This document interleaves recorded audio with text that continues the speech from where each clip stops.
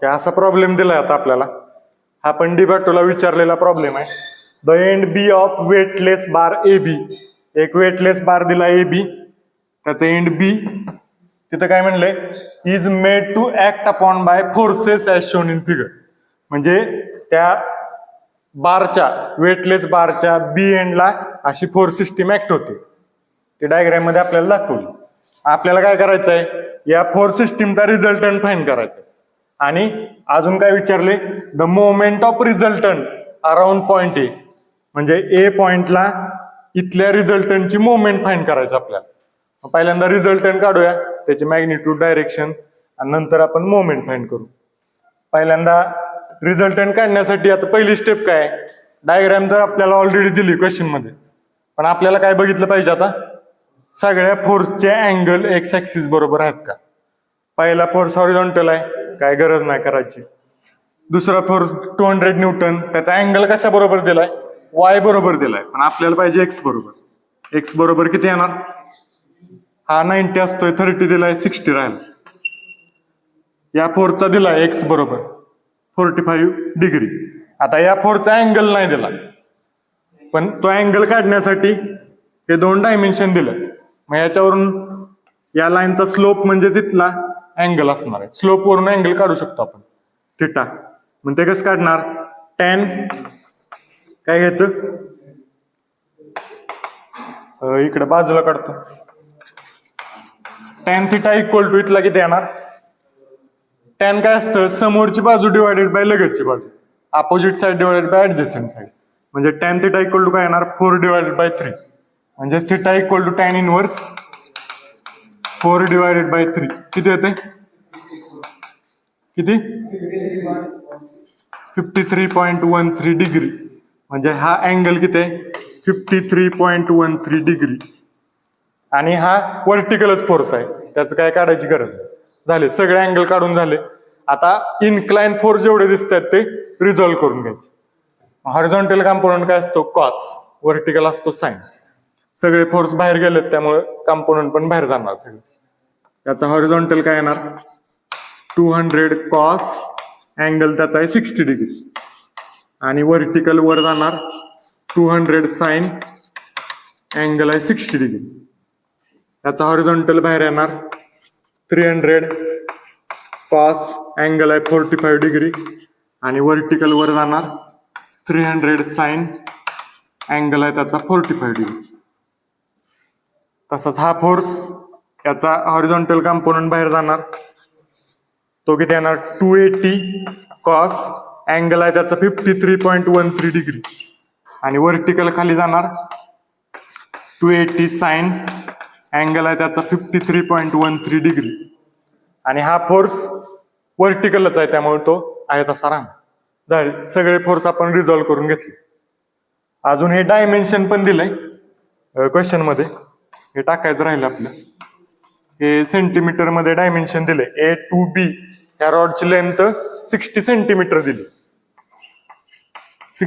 60 centimetre A to B रॉडची length आहे. ते आपल्याला मोमेंट काढण्यासाठी लागणार आहे. ओके, आता समेशन एपेक्स काढून घेऊया. Summation F X is equal to, आता सगळे हॉरिझॉन्टल कंपोनंट येणार आहे. पहिला फोर्स हॉरिझॉन्टलच आहे, तिकडे जाणार आहे प्लस, इकडे येणार आहे minus. Plus 150, plus 150 calcium put करायचंय. हा पण काय येणार, प्लस 200 कॉस 60 डिग्री. आता हा काय येणार, मायनस 300 कॉस 45 डिग्री. त्यानंतर हा पण काय येणार, मायनस 280 कॉस 53.13 डिग्री. आणि त्याला काय हॉरिझॉन्टल कंपोनंट नाही, त्यामुळे त्याच काय नाही. हे किती येते मग, summation F X equal to minus 130.13 newton. Summation एपेक्सची व्हॅल्यू आली. आता summation F Y, summation F Y is equal to, सगळे व्हर्टिकल कंपोनंट घ्यायचे आता. Upward positive, downward negative. याला काय व्हर्टिकल कंपोनंट नाही, तो गेला फोर्स. याला अपवर्ड आहे प्लस प्लस 200 साइन 60 डिग्री. हा पण अपवर्ड आहे प्लस 300 साइन 45 डिग्री. पुढं ह्याला आता खाली जातोय मायनस 280 साइन 53.13 डिग्री. आणि हा खाली मायनस 200. किती येते बघा कॅल्क्युलेटर. Minus 38.66 Newton. ओके, दोन्ही आता कंपोनंट निघाले रिझल्टंटचे. आता रिझल्टंट आपण फाइंड करू शकतो. R is equal to under root ब्रॅकेटमध्ये काय टाकतो आपण, summation F X square plus summation F Y square. Okay, is equal to, आता रूट मध्ये कॅल्शियम टाकताना काय करायचंय, पहिल्यांदा एक ब्रॅकेट मेन, नंतर दुसऱ्या ब्रॅकेटमध्ये summation F X value minus 130.13 त्या ब्रॅकेटचा स्क्वेअर प्लस दुसऱ्या ब्रॅकेटमध्ये मायनस 38.66 त्या ब्रॅकेटचा स्क्वेअर आणि main bracket complete.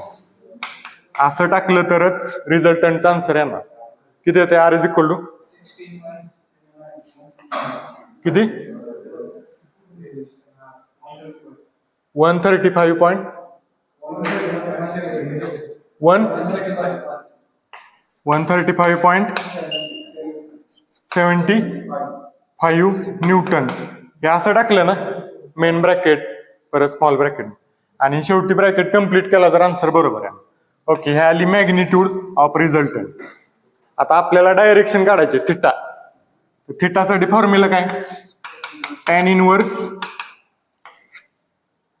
Summation F Y divided by summation F.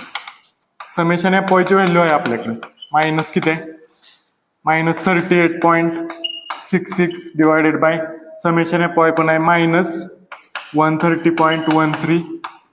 Calcium टाका, थिटा किती येते सांग. ब्रॅकेट टाकलं तर बरोबर 16.54 डिग्री. प्लस ना, प्लस का मायनस.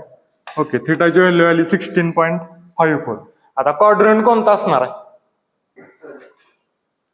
बघा, एफ एक्स आणि एफ वायच्या साइन वरून ओळखायचे आपल्याला. दोन्ही मायनस म्हणजे तिसरा क्वाड्रंट आणि अँगल प्लस आलाय म्हणजे अँटी क्लॉकवाईज जायचं, म्हणजे इकडून खाली जायचं.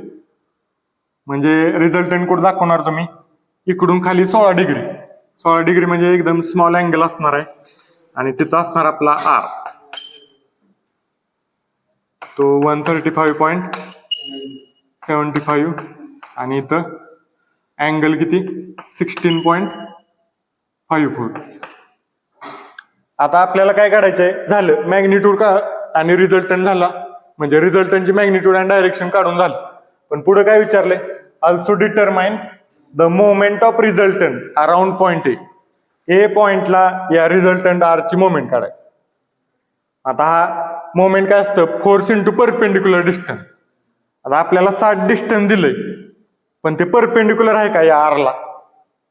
आर आपला इन्क्लाइन आहे, त्याचं परपेंडिक्युलर म्हणजे ह्याला 90 डिग्रीज येणार असं, पण आपल्याला डिस्टन्स असं दिलंय. मग मोमेंट कशी काढायची, या आरचा आपल्याला दोन कंपोनंट माहित आहेत ना, समेशन एफ एक्स आणि summation F Y. Summation F x आपला मायनस इकडे येतोय, हा समेशन एफ एक्स आरचा एक कंपोनंट झाला आणि आरचा दुसरा कंपोनंट खाली जातोय असा, मायनस एफ वाय आलंय ना, समेशन एफ वाय मायनस आले खाली जातोय. तिसऱ्या क्वाड्रंट मध्ये रिझल्टंट, मग त्याचा रिझल्टंटचा एक component summation F x minus आलाय आपला, त्यामुळे डायरेक्शन इकडे, आणि दुसरा कंपोनंट आहे समेशन एफ वाय मायनस आलाय त्यामुळे खाली जातोय. हे दोन कंपोनंट आपल्याला माहित आहे, मग याच्यावरून आपण रिझल्टंट काढू शकतो. आता मोमेंट काढू शकतो. मोमेंटचा फॉर्म्युला काय येणार, ए पॉइंटला मोमेंट घ्यायची आपल्याला, दोन कंपोनंटची मोमेंट घेऊ. आता समेशन एफ एक्स बघा, या पॉइंट मधून जातो ए मधून, त्यामुळे डिस्टन्स काय त्याचं 0, म्हणजे summation F x into 0, summation F x into 0. आता समेशन एफ वाय साठी काय येणार, क्लॉकवाईज प्लस घेतो आपण, plus summation F Y into त्याचं डिस्टन्स किती आहे आता परपेंडिक्युलर 60 सेंटीमीटर ते दिलंय, म्हणजे plus summation F Y into 60 centimetre. मग आता व्हॅल्यू टाकूया. हे 0च येणार आहे. समेशन एफ ची व्हॅल्यू किती आहे? आता याला मायनस वगैरे काय घ्यायचं नाही. मायनस काय घ्यायचं नाही कारण ऑलरेडी आपण डायरेक्शन खाली दाखवली, त्यामुळे मायनस लिहायचं नाही. इथं डायरेक्ट व्हॅल्यू 38.66 न्यूटन. म्हणजे समेशन एफ ची व्हॅल्यू काय घेणार? 38.66 आणि इंटू डिस्टन्स आहे 60 सेंटीमीटर. म्हणजे मोमेंट किती येणार? हे किती येते? 2319.6 आणि युनिट काय येणार याला? 4चं न्यूटन आहे, ह्याचं सेंटीमीटर आहे, न्यूटन सेंटीमीटर. ही झाली moment about point A, moment of resultant about point A. तर एवढा 6 मार्कला प्रॉब्लेम डी बॅटोला विचारला. थँक्यू.